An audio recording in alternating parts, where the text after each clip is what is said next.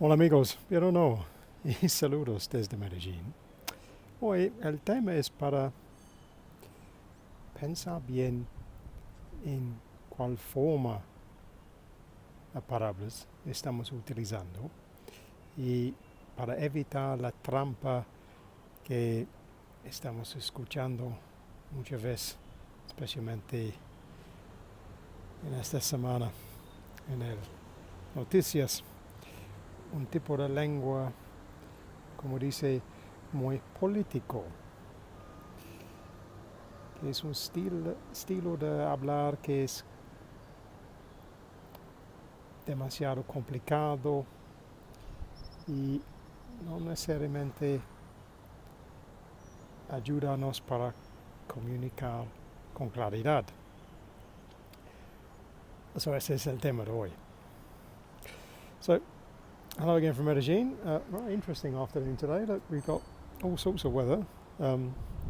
Lovely sunshine and I think a bit of rain on the way, looking at the clouds. The theme for today, really, and this comes from a whole week or so of monitoring the news, particularly that's coming out of Venezuela, and also lamentably what's coming out of my home country of England.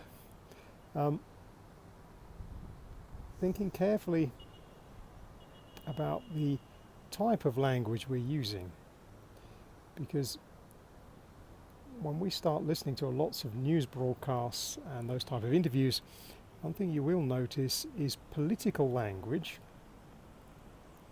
and by that I mean the type of phrases that journalists and particularly politicians have a way of using when they talk to each other. Sometimes they're not as clear and precise as they could be, for all sorts of reasons. So this is something to think about, because in one way news broadcasts are very helpful to us because there's lots of new things going on and it keeps us up to date with current events, and that's a good topic to talk about. But as well as that, when we're using that to help us learn our new language, for instance, be mindful that sometimes some of the things that are said are not said in order to be clear. They're said so that they're not clear. Their answers are designed so they don't really answer the question even. Think carefully about that. If we fall into the trap of using, let's say, political language too often, we can end up not being clear in what we want to say. So everything we say will be open to interpretation, which might work well if you're a career politician, but may perhaps not be what you want to say when you're just talking to your neighbour. I think of that. It's a different way to look at the use of language. We can also take this as a warning to beware of the statements of politicians, but that's a topic for another day, I think. Okay, so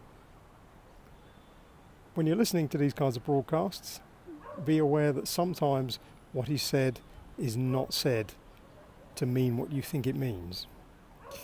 But beyond that, listening generally is very helpful, certainly. So I should always encourage that. But for now, from Medellin, I wish you cheerio.